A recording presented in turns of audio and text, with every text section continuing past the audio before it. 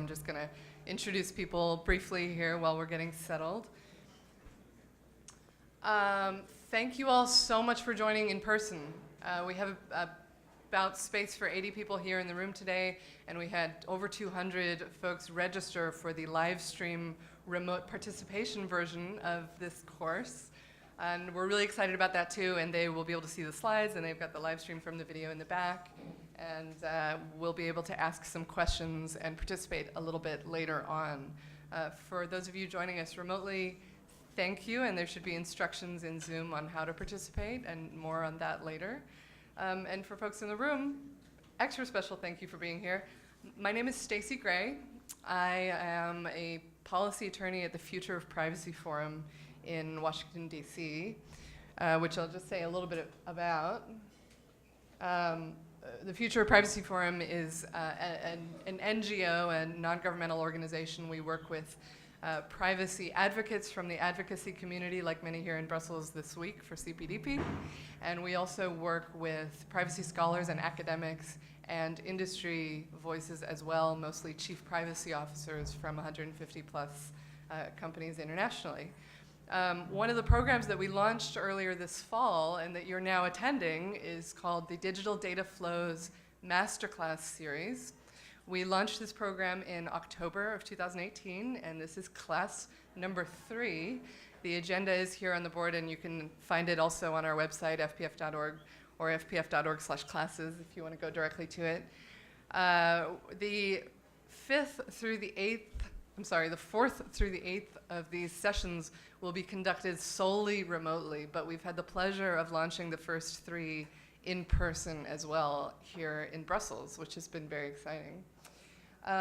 The purpose of this series is to sort of meet the need that we had seen called for amongst regulators and policymakers in particular, but broadly in the privacy space, for better technical understanding of the important technical topics in the privacy debates. So our goal today is not to talk to you about anything having to do with the law or the GDPR or even what is good public policy. We leave that to you. The goal here today is to give you the tools to ask the right questions and to better understand the technical subjects that are at the heart of so many privacy debates. So that's the goal of this series. We're going to have many other sessions up through fall of 2019 on different technical topics.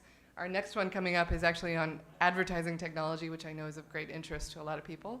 And today, I'm very pleased to introduce 2 guest experts who are going to speak to you about de-identification technologies. Specifically, we're going to cover some of the basics of de-identification technologies and what privacy-enhancing technologies are. And then we're going to cover in a little bit more depth 2 topics that are frequently debated and come up in discussions, buzzwords, you know, if you like, in privacy debates. One of them being differential privacy, of course, and the other being homomorphic encryption. And our guest experts that we have here today to chat with you about those are Professor Sophie Stalla-Bourdillon, who I'm very excited about. Sophie is not only a senior privacy counsel and legal engineer at Immuta, which is a data management platform doing interesting work around anonymization techniques and promoting privacy-enhancing technology adoption. She is also a professor at the University of Southampton Law School, where she co-directs the Web Science Institute. And Sophie's going to be speaking in the middle of the presentation specifically about differential privacy and what that is and what it means. Our second speaker, who's going to come up in just a moment and introduce some of these concepts overall, is Dr. Khaled Emam. Khaled is the founder, general manager, and president of Privacy Analytics. He is an entrepreneur. He's co-founded 5 companies involving data management, data analytics, anonymization, and has worked in both academic and business settings in England, Scotland, Germany, Japan, and prominently Canada. He can tell you much more, and for more on both of these experts, I will point you to the About the Speakers page that you have on your chair to learn more. And I believe they've both shared their contact information as well, which will be helpful, or will. The agenda is also here. We're going to begin now, I think, by diving right into some of these difficult technical topics. So thank you for being here.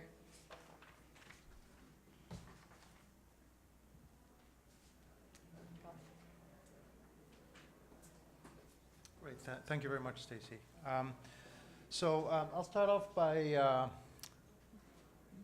talking and presenting de-identification techniques.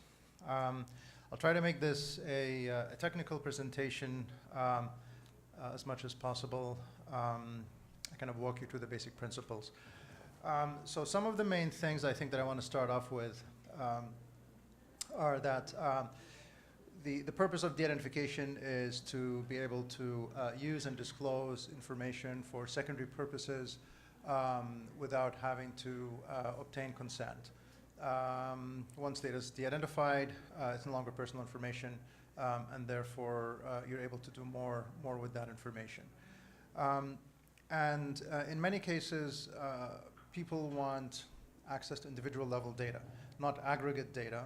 They want access to individual level data for research purposes, for product development, and so on. So really the main focus is how do you de-identify data so you can get access to or share this individual level information.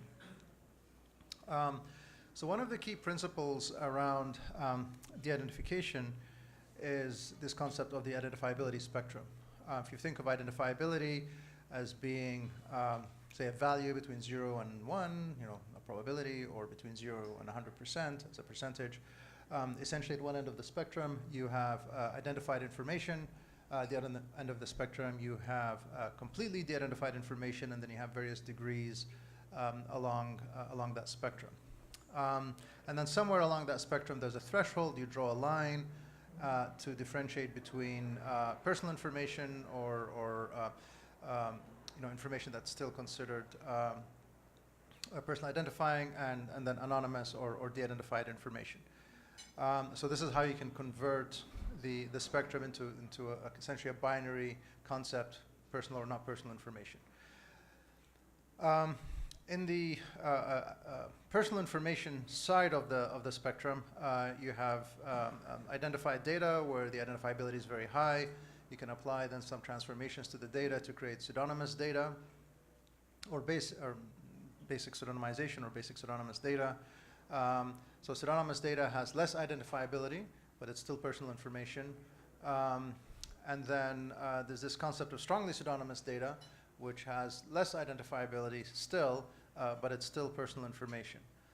Strongly pseudonymous data has controls put in place, security controls, privacy controls, technical and administrative controls, etc., on top of the pseudonymization.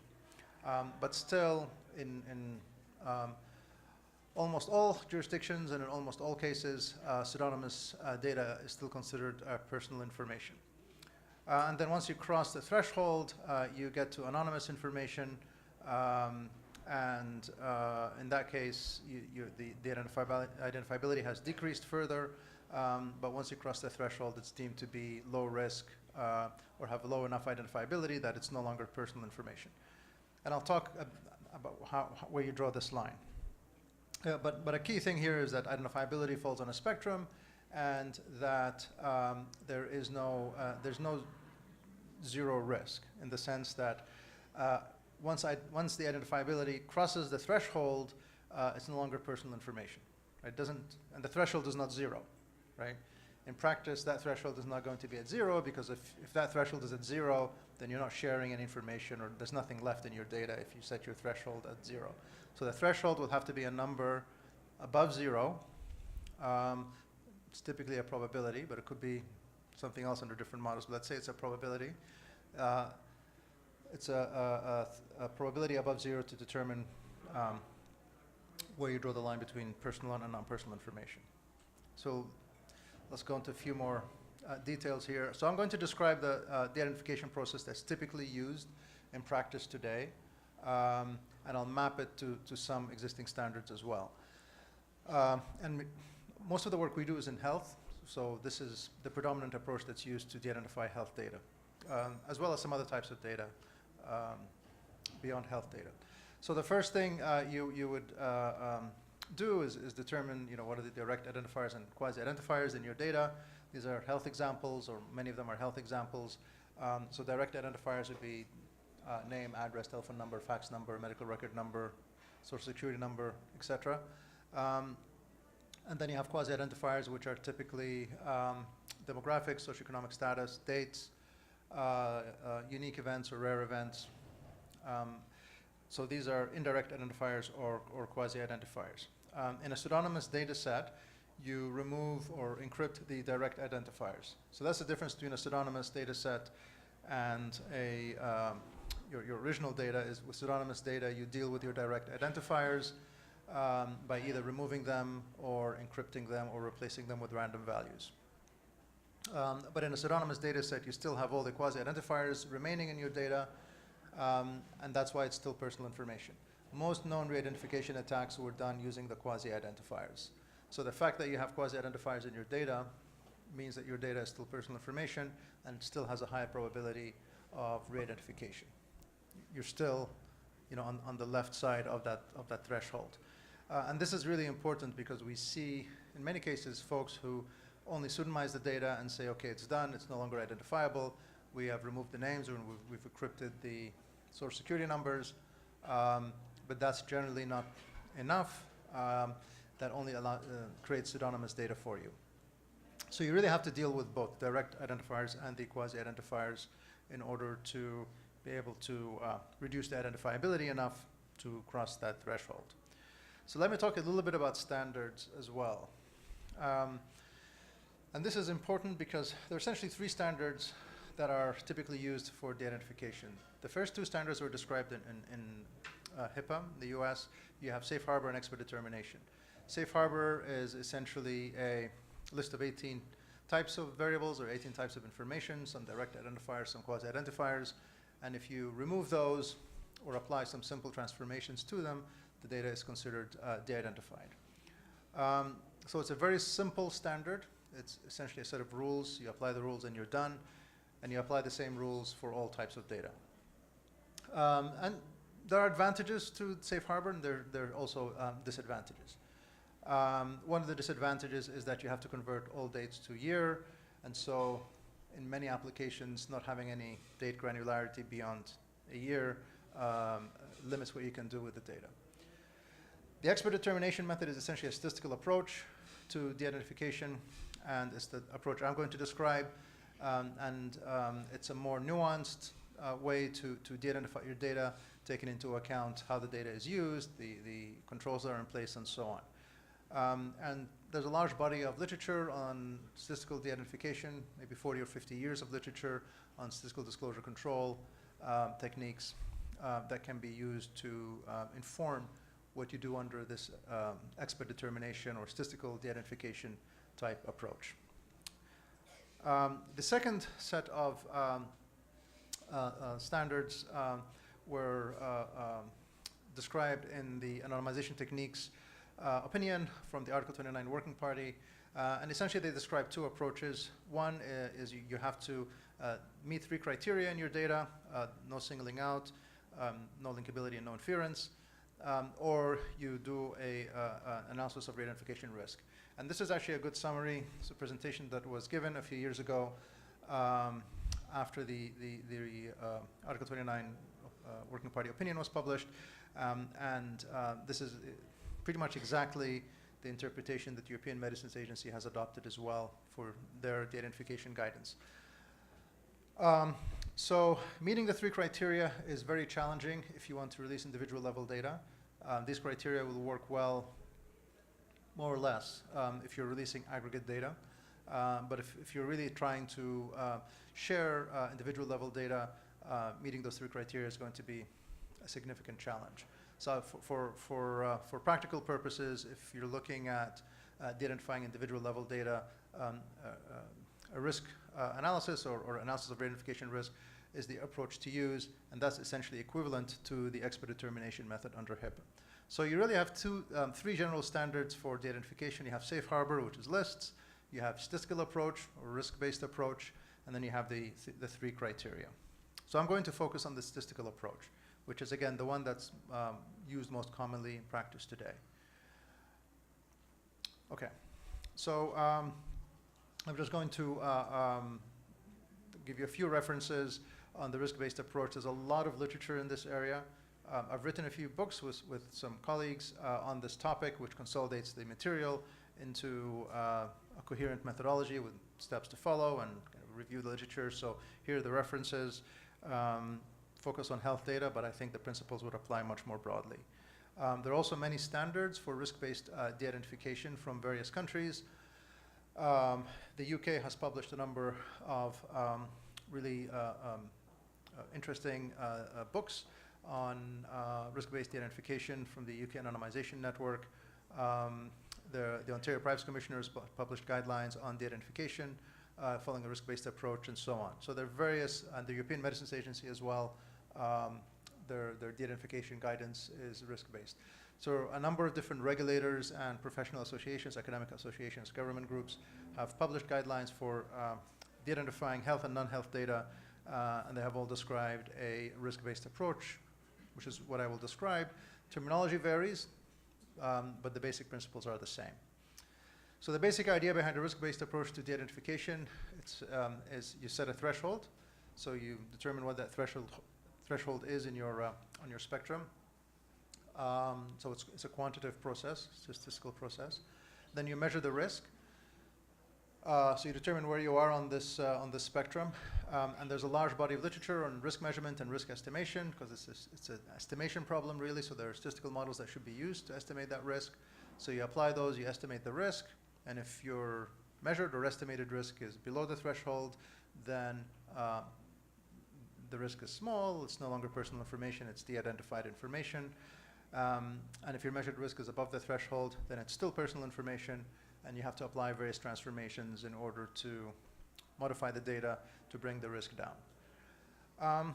So that's the basic process. So a few key things here is that it's a quantitative process, and the first thing you need to do is determine what your acceptable threshold is. What's your acceptable risk? The second key concept around risk-based anonymization, risk-based de-identification, is this idea of the context. And the context means the security and privacy controls that are in place to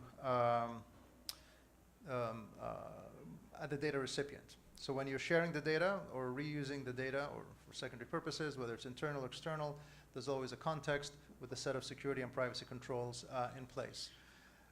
So the context is really important.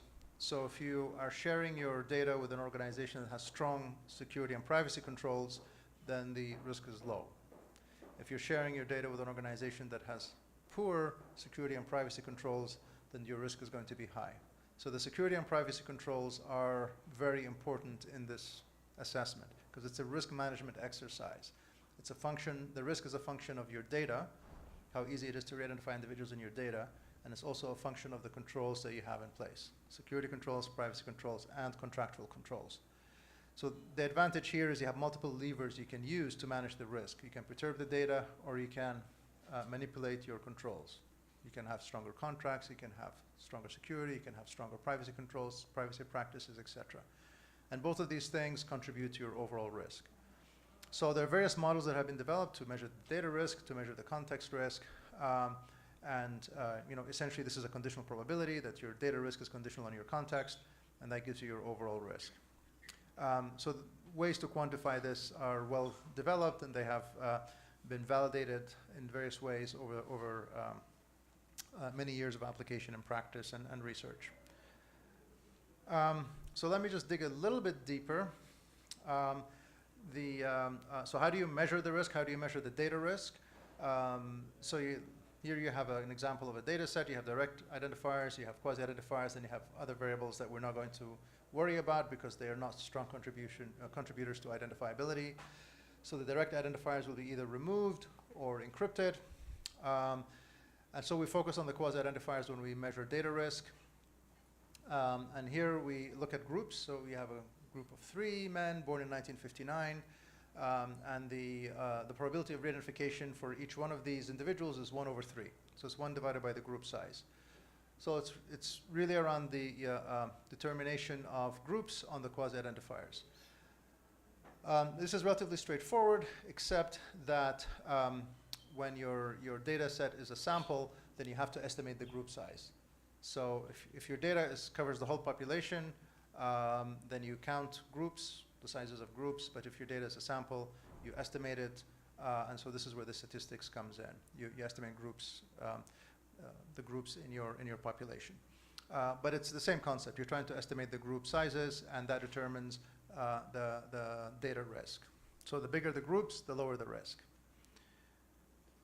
And then when it comes to, once you're able to assign risk values, let me jump back here. Once you're able to assign risk values to each person in the data, then you can compute statistics on the whole data set. You can look at the average risk, you can look at the maximum risk, you can look at hybrid risk metrics.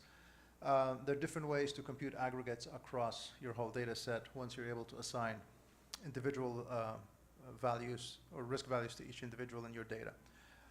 And then with respect to the context, as I mentioned, you have security and privacy controls, you have contractual controls that you take into account to assess the risk, and there are various checklists and models and the references I mentioned earlier on. You'll find more information about this. Okay, let me jump to thresholds. So one of the big questions is what are these thresholds? What is an acceptable threshold? So actually there are a lot of precedents for thresholds. People have been sharing data for many years. They have been setting various thresholds to de-identify their data, varying from 0.5 to 0.05. So a threshold of 0.5 essentially ensures no singling out, or there are no uniques in your data. And there are various guidance documents from the Department of Health and Human Services, for example, where uniqueness is considered to be the threshold to use. Various other guidance from the CDC, for example, for de-identification, where the threshold is as high as 0.33, and guidance from national statistical agencies like Statistics New Zealand, Statistics Canada, Centers for Medicare and Medicaid uses a threshold of 0.09. The European Medicines Agency uses a threshold of 0.09, and so on.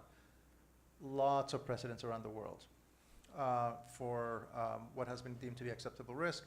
This is typically the range between 0.5 and 0.05. It's quite a broad range. In practice, you want to choose a value that's on the more conservative end of the spectrum, so a value between 0.1 and 0.05, just so you can have some buffer and margin of error here. So if you look at a threshold of 0.1, these are probabilities. You can say, well, 0.1 still seems very large. Yes, it does, but it's really a threshold for the purposes of modeling. In practice, the real risk is at least an order of magnitude lower, because in practice, we don't take into account data errors, adversely acknowledged errors, temporal mismatches between adversely acknowledged and the actual data, and so on. So there are a bunch of different things that are hard to model, and you don't want to be able to model them every single time you de-identify a data set. But when they have been modeled, they suggest that the true probability is about an order of magnitude lower than the value we use in these models.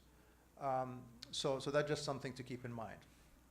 Even though it looks high, the real risk is lower. It's just that the modeling would be so complicated that we don't model errors and verification probabilities, et cetera, every single time. But we have a strong basis to determine what an acceptable threshold is, and that these are the values that we typically use to draw the line when you're de-identifying your data. So the basic principles then of risk-based anonymization or risk-based de-identification is that you have multiple layers of protection. You have multiple, it's a risk management exercise, so you have multiple levers you want to manage. So if you think of a data set as of having a certain amount of risk, you put in place contractual controls that chips away at your risk a little bit, and then you have some residual risk. You put in place security and privacy controls that chips away at your risk a little bit more, but you still have some residual risk, and then you perturb your data at the end to bring your residual risk to a value below your threshold. And that way you can have higher quality data because you don't have to perturb your data as much if you have all these other controls in place. But the controls have to travel with the data. So you cannot claim that your data is low risk or is de-identified without having all the controls in place. right? So as data travels from one entity to the other, the controls have to travel with it to ensure that the risk of re-identification remains low. It's not just about the data, and this is really important because it's an issue that comes up in many conversations. It's not just about the data, it's about risk management, it's about the controls around the data, and you have to ensure that the full package is in place, the data perturbations as well as the controls, in order to be able to claim that the risk of re-identification is low, which also suggests that there's a role for regulators to play even when data has been de-identified, because someone has to ensure that these controls are in place. It's a separate conversation. I'll stop here and see, I don't know if you want to take questions now or... We have a microphone up here, but I also feel like people probably speak loud enough. It's a relatively small room, and I'll repeat for the... so I can repeat for the live stream if needed, or we can pass it around. And hopefully not cause problems. Anyway, so we're going to have more time for questions for Khaled at the end as well, but clarifying questions now before we get into some of the deeper dive topics on differential privacy and homomorphic encryption, which are two ways to perturb data.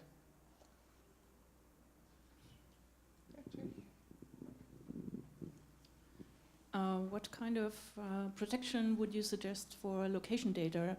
As location data is, you can point to one single person when you know where the person is at night and where the person is during the day. Or is it out of the topic because you were talking about health? No, I mean, location data is relevant to health as well. So there are different ways to deal, I mean, there are different types of location data. You have, say, the residence location, and so typically you would generalize that to a higher level geography, or you'd add noise to the location, so you move a person to an adjacent area with the same socioeconomic status or same socioeconomic properties as the original area. So that's relatively straightforward to do. But when you have trajectories, it's a bit more complicated because then you have multiple locations over time. And so from trajectory data, the first thing you would do is infer home and work locations. And so then you treat those as your typical quasi-identifiers. And then for the remainder of the trajectory, depending on the kind of trajectory, you would do the risk assessment as I described.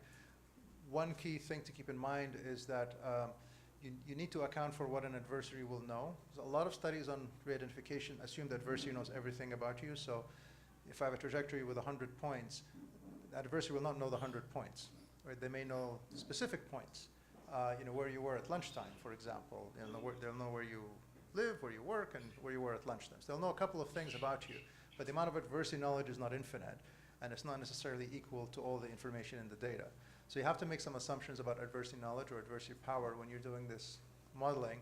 And when you take that into account, then the problem becomes more tractable, right? So you have to be reasonable. You have to apply a reasonableness standard also to what an adversary would know when you have trajectories of location information. Okay. I'm Bavo van den Heuvel of Cranium. I'm more like working on the GDPR, but as you take the definition of personal data in the GDPR, you compare it with personal identifiable information. We also take the definition, or as it's mentioned, as anonymous data in the GDPR. What bothers me a lot, since we are working a lot with clients with a lot of data sets, is that within the GDPR definition, any set of metadata on a person that makes it possible to identify that person is personal data. And how do you cope with that, since in your explanation I was seeing to it, and you can have pretty anonymized data, very good anonymized, but in the end, if it's really anonymous, you should start aggregating record sets, otherwise it will be easy to re-identify people based on a lot of metadata you have, for instance, in clinical trials or banking information and so on. Well, I mean, metadata is still data. So you treat the metadata the same way as you apply the same principles to the metadata as well. But do you agree that if you really want to anonymize a data set, that means that not a single record makes it possible to identify a person based on the manipulations you did on the data? You can have individual level de-identified data. You do not have to aggregate the data for it to be de-identified. So a data set, individual level data set, can still have a low risk of re-identification. But the control, you look at it data and controls. Okay, so you can share them under certain conditions with a party that you have the guarantees. You cannot, for instance, we are working on projects for the government on open data. If it's open data, a lot of the controls are gone unless you just put a kind of a disclaimer on it where you say it's forbidden to try to identify the persons. Open data is challenging. That's it, yeah. Yeah, I mean, because there are no controls in place, so you're really left with only perturbing the data. So in some countries, like in the UK, they've made re-identification a criminal offense. So that's one way to deal with the problem. But it's difficult to release detailed longitudinal data publicly without any controls whatsoever, without no terms of use, without knowing who's downloading the data. I think the more you go in that direction, the higher the risk that you're taking. Yeah, thank you. That's what I wanted to hear, yeah.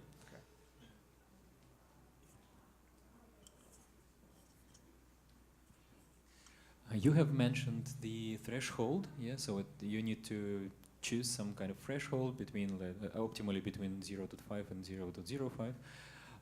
And can you recommend like particular methods how the company should choose this threshold, and also how to map the risks so that you can quantify them and then compare, okay, are we below the threshold or not? Yeah, I mean, so in terms of deciding what the threshold is, we've developed a checklist. It's actually in one of the books that can be used to choose a value. But the kinds of things you take into account are, sensitivity to the data. And we did interviews with regulators, with patients, with public, with privacy officers, etc., to validate this. But the basic principles are, if data is considered more sensitive, then you want to have a stricter threshold. So sensitive would be, for example, information on substance abuse, highly sensitive information, or HIV, or sexually transmitted diseases, and so on. Things that are quite stigmatizing. You would set the threshold further, so it's more de-identified. And then you look at levels of consent, or notice. So if you provide notice, if you consult members of the community, these count towards determining what the threshold should be. So there are a number of factors that would be taken into account when choosing a threshold. And so we have a checklist that can be used for that purpose. You can add to it, enhance it, and so on, but you have a starting point to work from for choosing a value. And like I said, any value between 0.1 and 0.05 is defensible because there's just so many precedents to draw from, strong precedents. There are court cases, regulator orders around the world that are consistent with each other in terms of zeroing in on values within that range.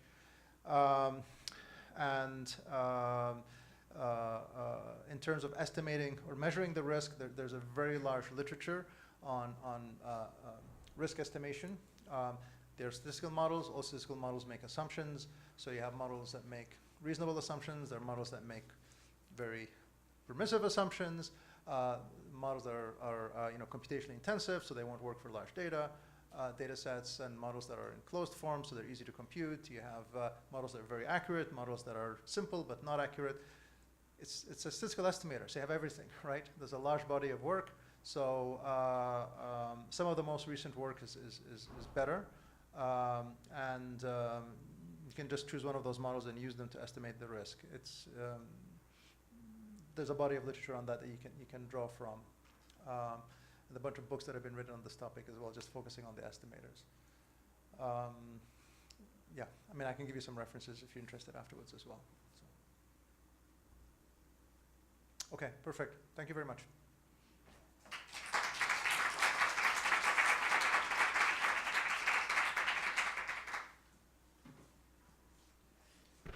Hello, thank you so much for having me.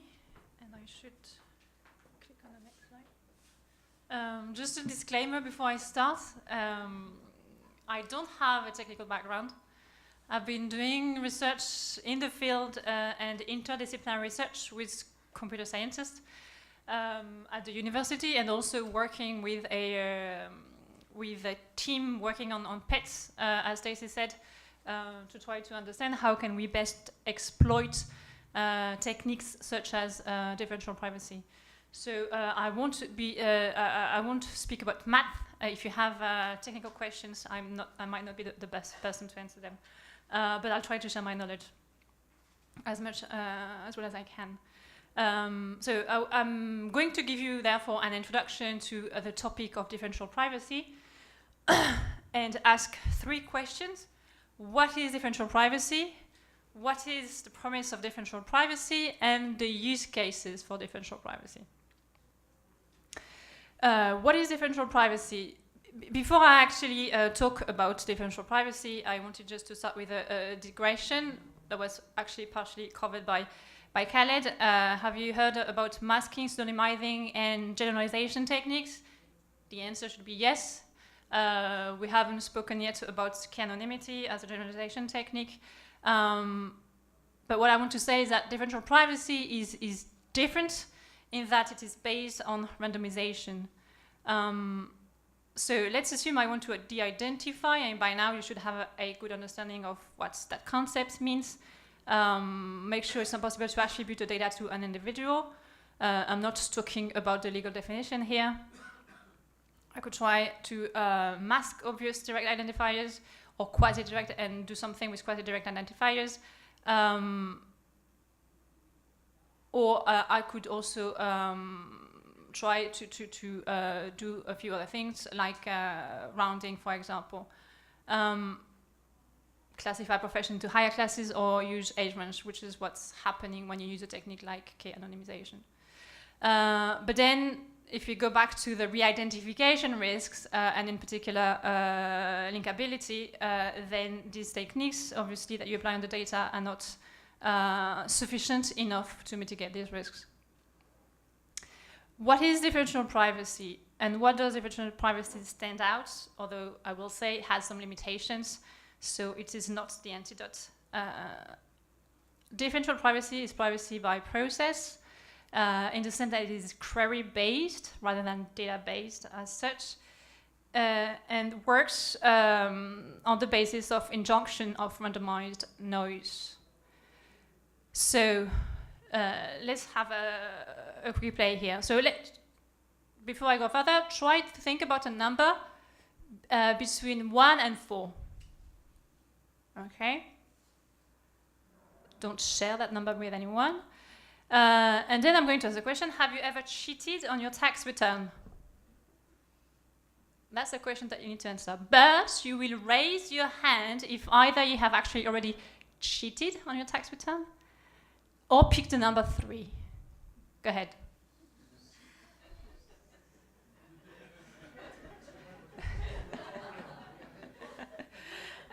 So, by asking the question, asking you to pick a number between 1 and 4, I've injected noise.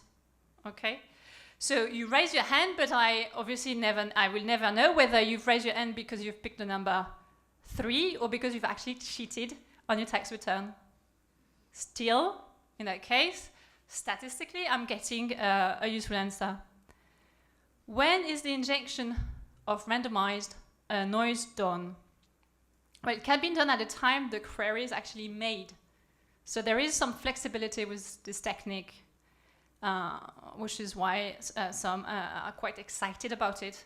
So there is this idea that you can tailor the protection to the query. And so when you want to draw cool graphs about the trade-off between utility and protection, this is an interesting technique. As I said, in particular, if you're interested in maximizing both utility and data protection. Randomization is essential in a world where new data sets are created daily in order to anticipate potential usage of the data. So it's very good in order to mitigate linkability. Differential privacy at the core is the following. So it's a technique that ensures a data analysis always receives the equivalent query result from a data set, regardless, that's important, of whether an individual's data is included in that data or whether it is excluded from it. And the promise of differential privacy is based on that definition. So this is one mathematical description for the protection of privacy. I'm not going to go into math here. The idea is that you should never be able to learn anything specific about an individual from a data set if you can't even tell how data is contained in the data. And how does it work?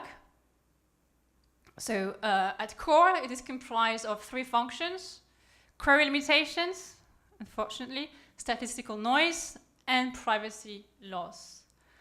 Query limitations, so yes, that's one important limitation. So we spoke about aggregated data, row-level data, individual data. Only aggregate queries can be made against a data set. This being said, I'm being told by the computer scientists that sometimes it would be good practice to force yourself to try to go for the aggregates before going for systematically for the individual data. Noise. A calibrated amount of noise is injected into query results to protect specific data points while allowing meaningful information to be drawn from aggregate trends patterns. Okay, so randomized noise is key to the technique. And then there is this idea of privacy loss or privacy budget, which allows you to make sure that to control future queries over the data set. And there is this idea that you get a privacy budget so that you can control and stop future queries at the point at which the re-identification risk becomes too high. Okay, this is what they call epsilon. Epsilon, to have great protection, should be very low. So this is why it's better to speak in terms of privacy loss rather than privacy budget. What is therefore the promise of differential privacy? The promise is the following. Differential privacy promises that the probability of harm is not significantly increased by the choice of the individual to participate to the differentially private data set. Okay, so essentially, therefore, the individual can thus deny his participation into the data set. Okay, with this technique, though, you are not reducing, obviously, all risks. So it's possible that re-identification take place irrespective of the fact that the individual was in the data set, obviously. But by participating to the data set, then I'm not increasing the risk of re-identification. Other results, injunction of noise brings immunization to what? To post-processing, which is crucial, as I say, in a world in which new data sets are created every minute and potentially links together. So with actually differential privacy, if you only look at the queries, okay, forget about the initial raw data set, you can mitigate the 3 risks: linkability, singling out, and inference that were mentioned in the opinion. Although, because the raw data set is obviously still there, it is still set, at least in the opinion, as something similar to pseudonymization. But if you look at the queries and the random injection of noise, this is a much stronger technique. What are the use cases for differential privacy? And this is where we might discuss. So let's pick 4 use cases, yeah? To analyze data in order to improve a manufacturing process, to analyze data in order to improve products or services, to create consumer profiles to ensure maintenance of product services, or to derive insights about individuals in order to offer new goods or services, eventually also target advertising. So I've got 4 use cases on the board here. In which cases, using common sense and your intuition, can I use differential privacy?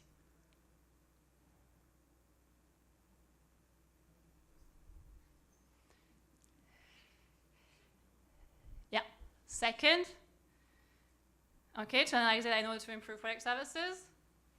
Any other suggestion, proposition? 1? Any other use case, potentially?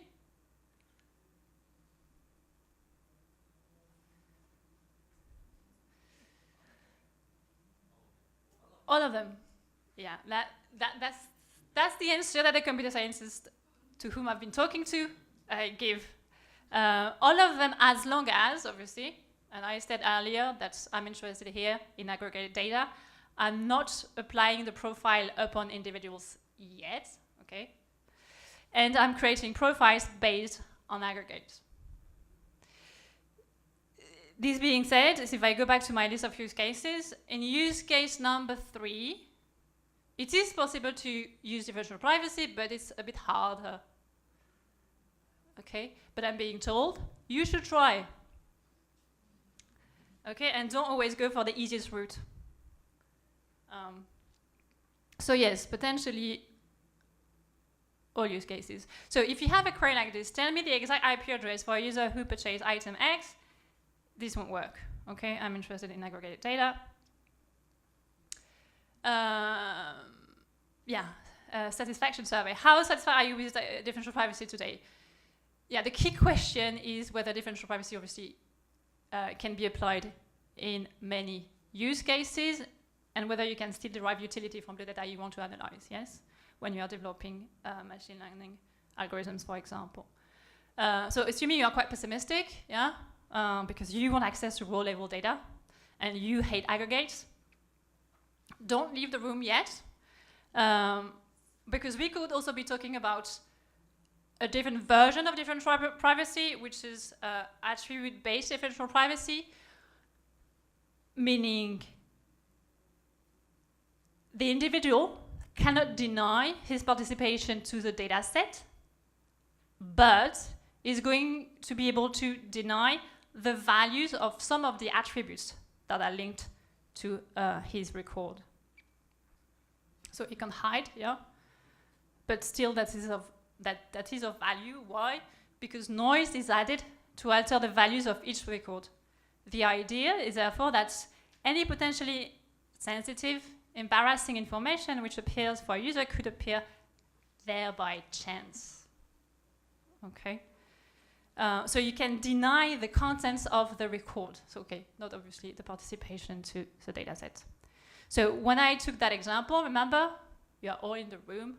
So strictly speaking, that is not global differential privacy. It is local differential privacy in the sense that it's based on attributes. When does the difference between dataset-based differential privacy and attribute-based differential privacy matter? Well, it does matter in some cases. So let's assume I'm in charge of creating a dataset of people investigated for tax fraud, and I'm opening the dataset for queries.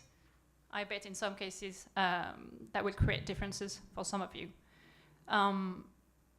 The interesting feature about attribute-based differential privacy is that you could give the data subject the ability to tweak his privacy budget according to his own preferences. Conclusion. My question is, why don't we think more about differential privacy and more often? Yeah. I don't have the answer yet, maybe because it's not mature enough. Differential privacy is a useful and promising pet. By pet, I mean privacy-enhancing technology, obviously. Differential privacy should be used more often, and differential privacy beauty, if you haven't seen it, is that it can also be combined with other pets. Think about masking direct identifiers, for example. And it can also be, obviously, as I said, tailored to the query and done on the fly. So it's a flying pet. Thank you. Questions?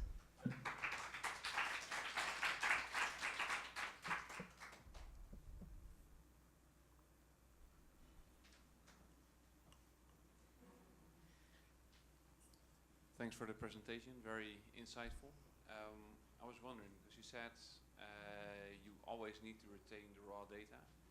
Maybe I missed it, but is it also possible to delete the raw data once you've applied the techniques?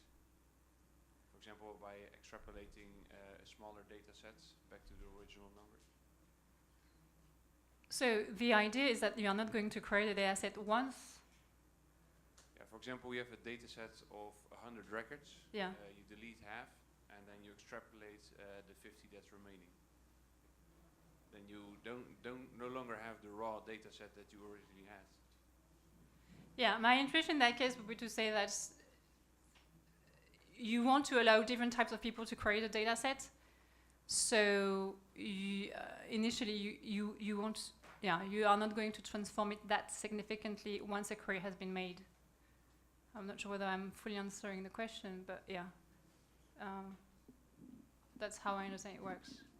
Yeah, of course, the whole purpose is that you create a data set that then is no longer personal data. So I was wondering if there will be a way to achieve that. You mean the initial raw data set? No, Or the queries? No, the secondary data set, the one that you create. Based on the queries? Based on the application of the techniques. So the initial data set remains personal data, yeah? So Yeah. you are releasing, you are answering queries, yeah? Yeah. And the argument that you could try to make is the answer to the queries, because they are based, they include noise, which is randomly allocated, Yeah. are de-identified and possibly anonymized. Yeah, exactly. Yeah. Thanks.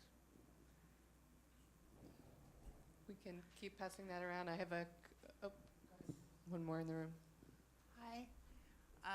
I had a legal question, so not a technical one. Use case 2 reminded me of this threshold between processors and controllers, which typically, if you use the data to make your products better, you kind of move between, oh, suddenly you're a controller. So my question is, how far are we in recognizing that the use of differential privacy would help processors use the data to maintain their products and services and make them better, and to avoid them being a controller? Are we there in terms of recognitions by the policymakers or by the supervisory authorities, or I suppose it's still too early? Yeah, I wouldn't say it's fully mature, and there are still divergences of approach when it comes to the technique. So yeah, I don't think we are there yet. It's a bit too early. Okay. Yeah. Thank you. We have a couple of related questions, I think, from the live stream participants for you, Sophie. And I think they get at kind of similar things. One is, are there references, external references for some of the definitions you gave overall of differential privacy? Or is there divergence when we're defining the term itself? You mean defining the term or defining the key parameters, which is the epsilon, which gives you the protection that you should be getting once you accept to be to have your data with it? Yes, there are divergences there, and it requires substantial technical expertise to be able to understand the value of your epsilon. And the important thing also to bear in mind is that it's also context-based. So it's not that straightforward to set it. This was exactly what the second question okay. actually turned out to be about, is are there different reference values for epsilon in different scenarios? Do you want to speak a little bit more about what kind of context?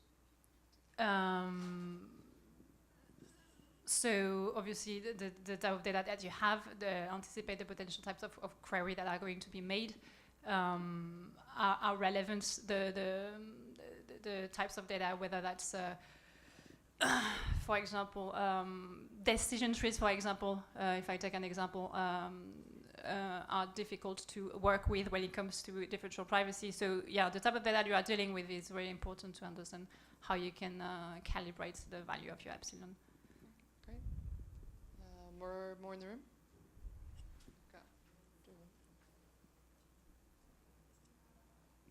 I just want to quickly ask if you consider the Witlof's Academy case, and that the court said that even if there's anonymous data, that it could still be a joint controller. Could the fact that somebody is using queries from via differential privacy, could they still be considered controller? based on that? I mean, it seems a bit strange, but So you want the legal answer here? So I don't have I don't have the legal answer here, but my take would be it has to be risk based. Yes. So if there is a clear distinction of roles between the person receiving the results to the queries and the person initially holding the data set, which is going to be queried through the technique of differential privacy, you should be able to create a wall between the two. But whether that's going to be the approach taken in practice is, I don't know. Looking at the guidance on this, I'm not entirely sure, because there is this idea that because the raw data set is still there and then fully there, this creates suspicion. Yeah. okay. Thank you.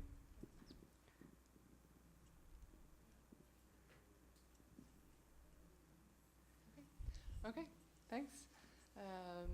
We have more time at the end, so if you want to join, and if people have more questions, we can bring in both. But let's go ahead to the next topic.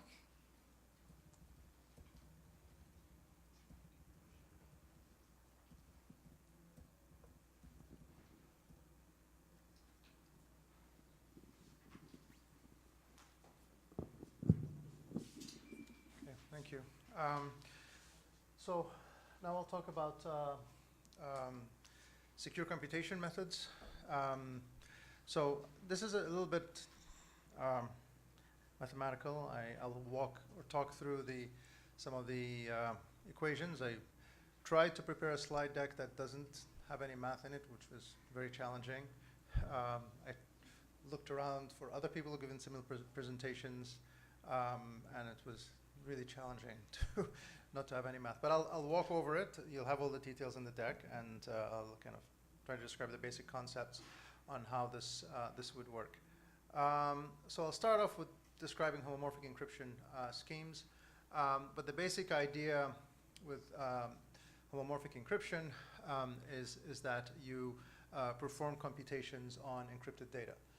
So it's a type of encryption where you apply encryption, but you perform mathematical operations on the encrypted values, then you decrypt the result and you get the correct result of these mathematical operations.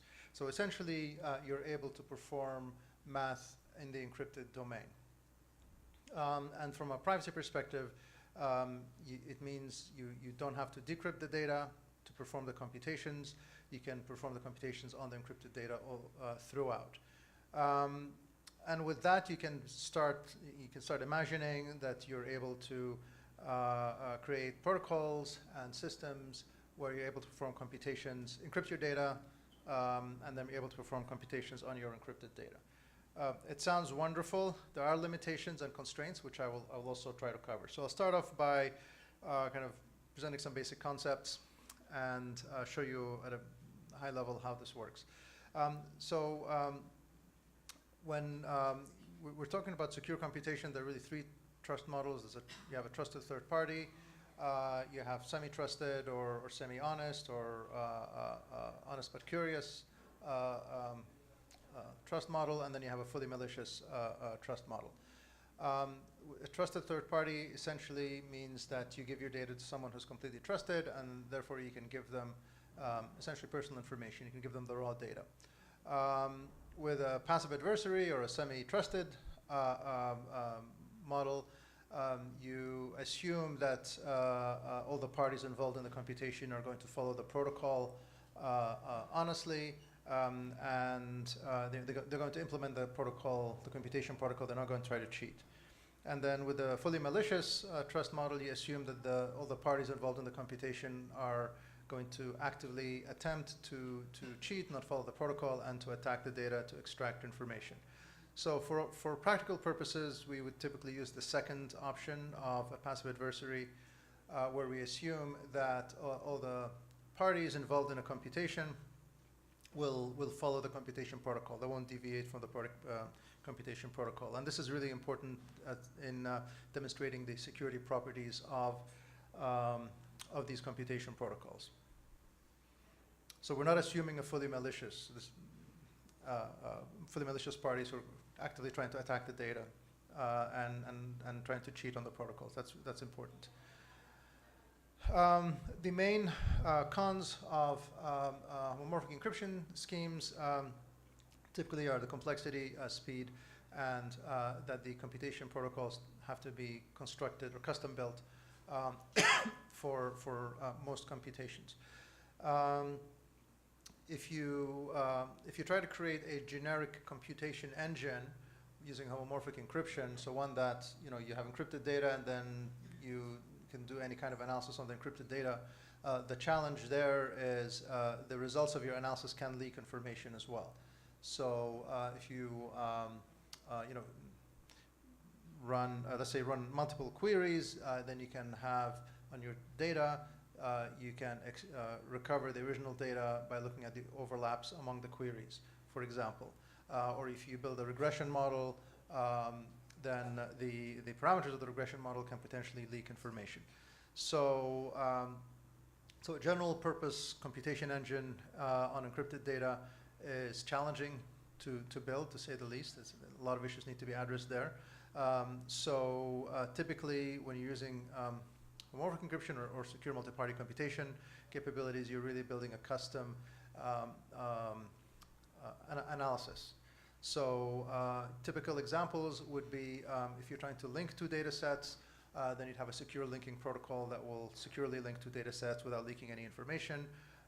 Or another example, in public health context, where you're doing public health surveillance, where you're collecting the same data over and over again, repeatedly over time. That's a perfect example for secure computation protocols because you have an analysis need that's repeated, and you can build a custom protocol to run the computation, secure computations over and over again. So those situations are ideal for secure computation type capabilities. And then computation over encrypted data is slower. So you always have to take into account the speed of the computation, ability to scale to large data sets,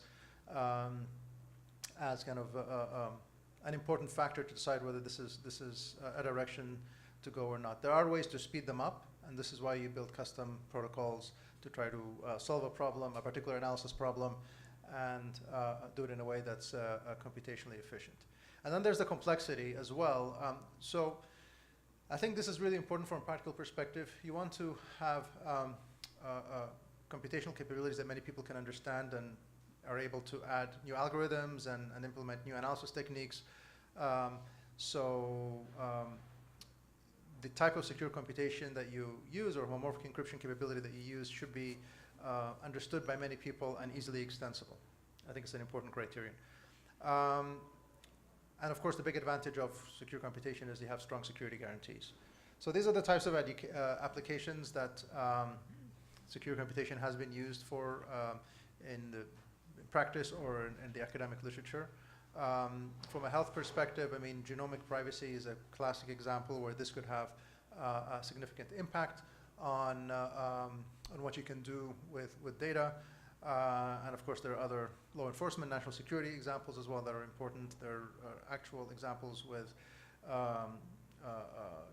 computations over tax data and so on, financial data. So it has been used, it's starting to be used more and more in practice now. Okay, so I'll go through some basic concepts. I'll start off by describing a homomorphic encryption scheme called Pellier. And then we'll take it from there. The first concept is public key encryption. With public key encryption, you have a public key and a secret key. And so you use the public key to encrypt, and you use the secret key to decrypt. So the public key you can share, you can make available, you can make broadly available, and individuals can encrypt the data using the public key. And then you keep the secret key secret, and you can then decrypt the data that comes in using that secret key. So that's pretty straightforward, and there's nothing unique about this. Then there's randomized public key encryption. So with randomized encryption, and this is really important, is that typically when you encrypt a value 10 times, you get the same result 10 times. The encrypted value is exactly the same as the previous encrypted value. If you use the same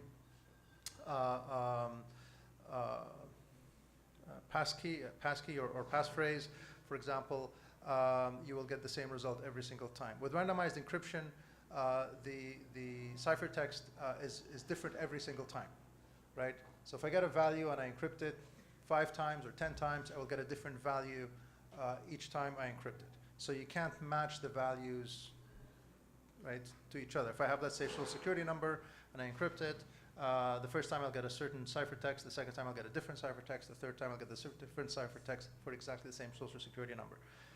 And this is really a really important property for the types of schemes that we will talk about here. So we're talking about randomized public key encryption.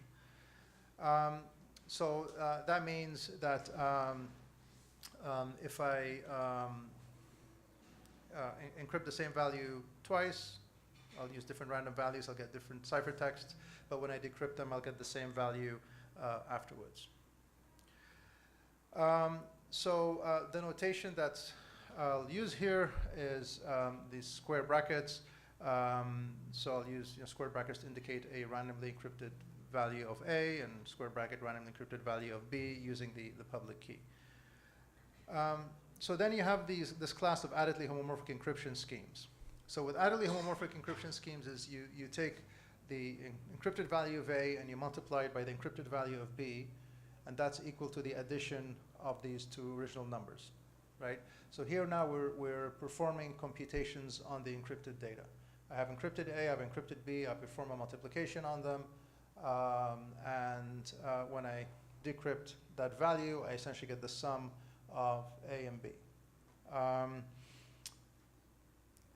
And then another type of computation you can do is if you conceptually anyway take encrypted A and raise it to B, which is a number, then that's equivalent to multiplying A and B. So again, you're performing computations on encrypted data without knowing what the encrypted data is. I don't know what A is, it's encrypted value, but I can perform computations on it so that the final result is the correct value that I expect. In this case, it's the product of A and B. So all of that to say is I'm able to perform computations on encrypted values, and the encrypted values are randomized, so you can't do easy attacks on them to recover what those values are. So this is I'm not going to walk through this protocol, but this is a very simple protocol for that's typically used to do secure linking. So if you're trying to link two data sets, let's say using the social security number, and you have two parties, A and B, or two parties that want to link their data sets. A can link their data with B using that social security number without actually revealing the value of that social security number to B. So you can do an equality test to see whether two social security numbers are the same or not without revealing or leaking any information between A and B, right? So this is a simple example of a secure computation, a very practical one of linking two data sets without leaking any information. And so the result of this computation is A is going to find out if the social security number matches the social security number that B has, and get a result to tell them whether that there's a match or not. And then you can scale this to essentially link or match very large data sets. You have different schemes. You have Pellier, which is the one I gave you. Exponential LGML is really interesting. It's another scheme. The advantage of that is for equality tests is very fast. It's orders of magnitude faster than Pellier for equality tests, with exactly the kind of test you want to use for secure linking, for example. And then there is fully homomorphic encryption, where there's been some work since Gentry's work almost 10 years ago on fully homomorphic encryption systems. And fully homomorphic encryption allows you to do essentially addition and multiplication on encrypted values. There are questions around performance and so on. but I think that these problems are being solved by more recent research and more recent work. So there are multiple homomorphic encryption schemes. Some are partial, like Pellier, and some are fully homomorphic, where you can perform the complete set of operations that you need on the encrypted domain. And then once you're able to do that, you can start constructing protocols to do quite complex math. So there are protocols for doing logistic regression. There are all types of regression models for machine learning models using unencrypted data, right? Typically, you have multiple parties participating in these computations, in that the data is split among multiple organizations or multiple individuals, and they're able to collaborate in performing these computations without sharing or leaking any information among themselves. Or the data can be horizontally or vertically partitioned, so you can have data on the same individuals split among multiple organizations, or you can have the same data on different people that you essentially want to pool them without actually bringing all the data in one place. So, so there are quite sophisticated data analysis protocols that have been developed once you have these primitive mathematical operations available to you, you can build some quite sophisticated analysis protocols on top of them. And so then the question becomes performance, right?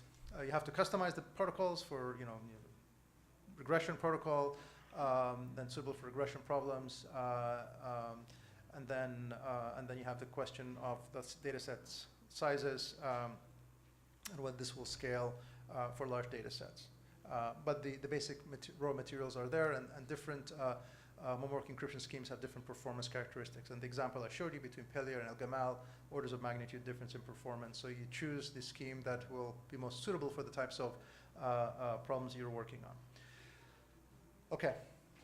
The other class of approaches that I'll talk about is secret sharing. So this is quite different in that it doesn't really work on encrypted data, but still allows you to perform secure computation. So a basic example here is in this case, you take your data and you split your data among 3 different parties, 3 independent parties who perform the computation for you. So you take your data and you randomly split it 3 ways, so that none of the 3 parties knows what the original data is, and then they can collaboratively perform computations, and then give you back 3 partial results that when you put them back together again, you get the correct result.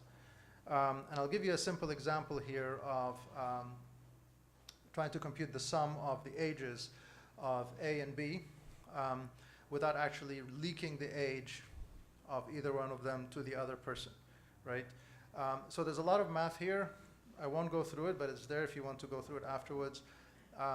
But the basic idea is A randomly splits their data among the 3 parties, and B randomly splits their data among the 3 parties. So every one of these independent parties, each one of these servers, would get some partial information about A and B's age, and then they would perform some computations on that, and they would then, each one of the servers would send partial computations back to some user C, or back to A or B. And when C gets the result, they'd be able to put all the pieces together to compute the sum of those 2 ages. So with this type of protocol, nobody actually gets to see the original data. You're able to perform this addition of the 2 numbers without leaking information about the original values to any of the servers or to any of the other parties, but you're able to perform computations. So with secret sharing, same idea. You can develop some quite complex protocols for regression models and machine learning model computations without leaking any information, but you do need to have independent servers who participate in these computations for you. And of course, the assumption is there's no collusion among the 3 servers or the 3 independent parties who are performing these computations. So again, this is different from homomorphic encryption in that it is doesn't use encryption per se, but it allows you to do secure multi-party computation as well, where you have data distributed among different parties and you want to perform computations on that distributed data without actually leaking any of the individual values to anyone participating in the computation. So in practice, what's happening is general purpose tools. If you want a general purpose analysis engine, it's challenging because the results of the analysis leak information. So typically you have custom built or bespoke analysis protocols developed to solve specific problems. You can use either homomorphic encryption techniques or secret sharing techniques. The kinds of criteria that you would want to put in place, I think, are performance considerations that you want to take into account, and also knowledge. So as a practical matter, you need people who understand the underlying technology. And what we're starting to see here are some very complex homomorphic encryption capabilities where there's only 2 or 3 people in the world who understand how it works. So if you're going to be building a platform or an analysis capability that your business depends on, you want something that's more generally known and understood than that. So I think as a practical matter, that's another consideration that you have to take into account. There are a bunch of different companies that have developed platforms and tools. So using both of those approaches, the commercial viability is happening. 2 years ago it wasn't like that, so there are commercial tools coming to the market just very recently, which is fantastic. So it gives you, as an entity, options to implement some of those capabilities. And of course, there's still continuing research on improving these both for secret sharing and homomorphic encryption to improve the underlying methods as well. From a security perspective, as a practical matter, the security properties of both are very strong. If you're thinking about using some of those techniques, I would say these would be the practical criteria, and of course price. But these would be the practical criteria that you would want to consider in making those types of determinations. So I'll stop here, and hopefully I gave you a flavor or an idea of how these things work. I'm happy to answer questions. And acknowledgements as well, right? Alex was my postdoc, so he helped develop some of those things, and then I used some slides from ShareMind, which is one of the secret sharing companies. So.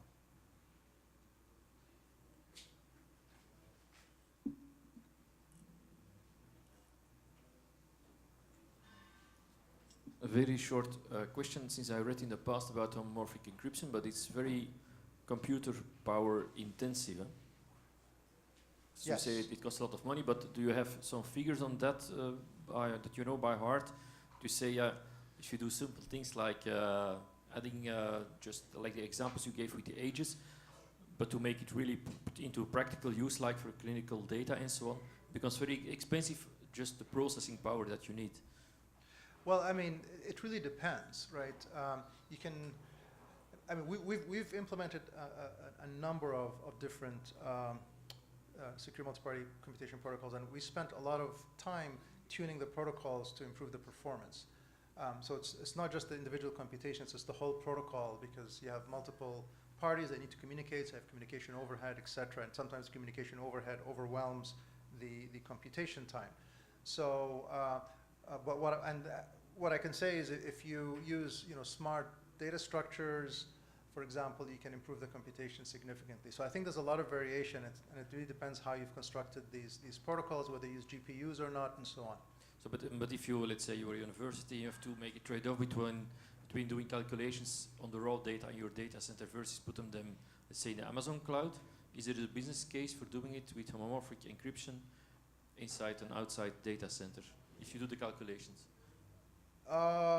If you can get GPUs and, I mean, possibly. It depends on the scale of the computation as well. I mean, sometimes the amount of computing power you need is not going to be available for you within the university. You'd need really to use it externally, and then the elasticity you would get from the cloud may be an advantage. You don't want to spend $1 million on hardware that's only used 1 day a month. So I think there are many factors that you'd want to take into account, but the economics can make sense doing this on the cloud. You just have to take into account the facts related to your setup. Okay, thank you.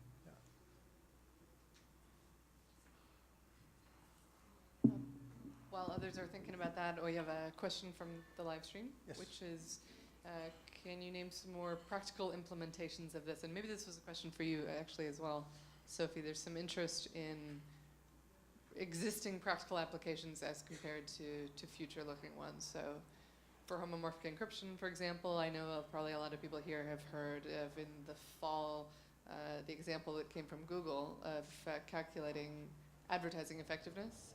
I've also heard of nation states using this for calculating satellite positioning, right? Are there other... Right, I mean, for some example with tax, for tax departments using it, for air traffic control. Examples we've been involved in is genomic data analysis, so doing genome-wide association studies. We applied it in public health surveillance, so one of the challenges is, this is a Canadian example, but long-term care homes in Ontario are private, and they're not obliged to report infection rates among their residents. So how do you get people how do you get that kind of data? You use homomorphic encryption to provide them guarantees that you can compute the aggregate infection rates without attributing it to any individual home, because the data is encrypted at source and the keys are not available to public health. So in cases where you're collecting very sensitive information for public health surveillance, it's perfect for that. Like, public health is a perfect area for homomorphic encryption. And then also another case is for clinical trial data sharing. Pharmaceutical companies want to share their clinical trial data, but for very small data sets, the identification can distort the data too much. So you can use homomorphic encryption to provide analytics capabilities to researchers on very small data sets, very small clinical trial data sets. So you can bypass the de-identification impact for rare disease type trials. So it's being used in practice, I think, more and more. And like I said, commercial tools are starting to come on the market as well, which helps. And are we expecting the processing demands to go down in the next, what's the scale, 5 years, 10 years? No, it's fine now. I mean, look, if you okay. do it smartly, it's manageable. It's much more than raw data, for sure. There's no way around that. But it doesn't have to be prohibitive. And if you do it smartly, then it's a manageable. The trade-offs are worth it. So. Questions from the audience? Yes, good one. Which multi-party computation frameworks would you consider strongest amongst the currently available ones, and why? Maybe not specific examples if you don't want to share, or maybe you do, but what makes certain frameworks stronger than others, perhaps? Well, I mean, you're implementing call these computation protocols, which essentially are how the different parties collaborate to perform a computation. So the property is of the whole protocol, and it really depends on how you've implemented it. So I mean, fundamentally, the core methods are strong, but that's not the answer. The answer is the whole protocol, and whether you can demonstrate the security properties of your protocols, whether your protocols are leaking information or not. So when I mentioned it's bespoke, or you have to custom build protocols to perform the computations that you need to perform, it's because you have to demonstrate the security properties of the protocol itself and how you've designed it. And sometimes to improve performance, you use particular shortcuts. So you have to demonstrate the security properties of these shortcuts as well. So it's really a property of the protocol, and that is fact specific. But it can be done, it has been done, and you can have very complex computations done, very complex computation protocols, and demonstrate that the security characteristics are strong. Thank you.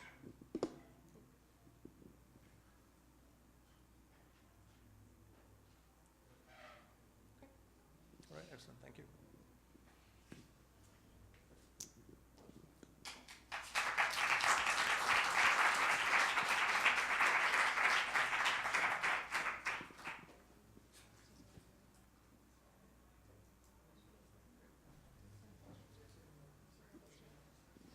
Okay, so we're gonna just do final comments.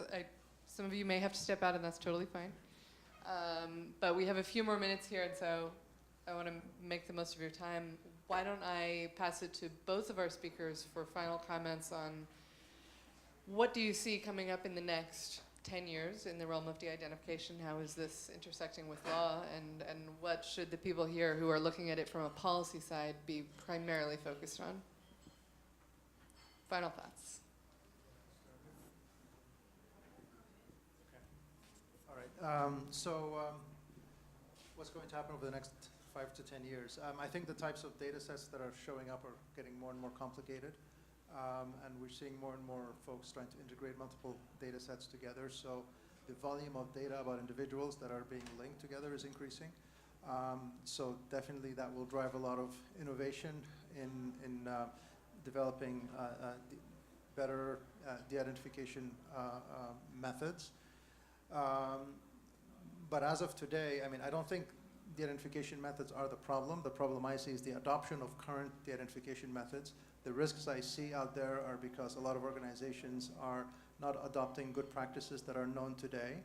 And if everybody adopted good practices that are known today, we'd be so much better off already. So I see that as being the primary challenge.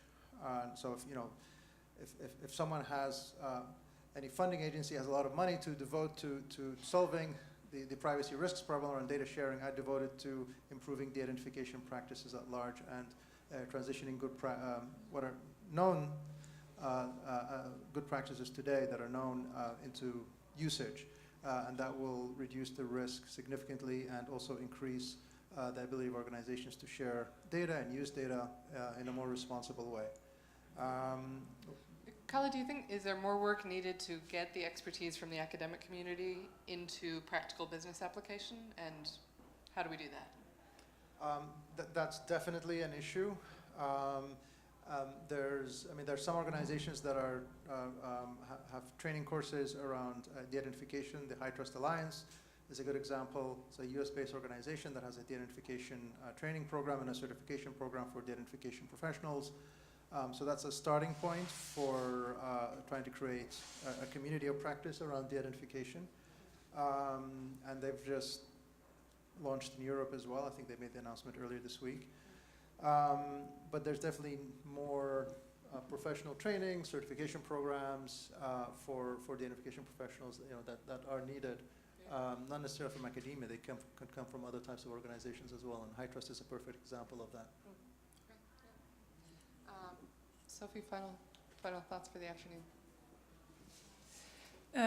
Yes, just to jump on that point. So some solutions are there, but what is missing on the ground is the expertise and the technical skills to be able to understand and apply them.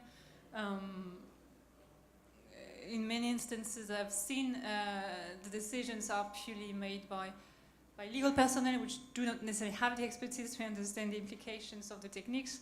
So there is room for improvement with what is already there. And the hope is that, yes, an approach based on risks will make sense for many. And therefore it will be possible to create differences and understand the strengths of the techniques when controls are added. So the assumption that we need to be working in control environments needs to be accepted when it comes to de-identification. And maybe one more, I just would note that uniquely in this audience, I think we have a majority of government representatives and civil society from here, particularly here in Europe. Any recommendations for them on the best resources to go get more technical training and information about these technologies? In terms of training, so I mean, to start reading on this, actually, the list that you had, which you've shared, yeah, is more online. Yeah, it's very good. It's a very good starting point. And we'll add to it if you have more. Send them. And then, yes, engaging with what is offered by universities or is also a good starting point. Awesome. Okay. Thank you. Thank you so much to both of our speakers and so much to all of you for being here. We're gonna wrap it up. Please stick around afterwards, though, if you like. Thank you.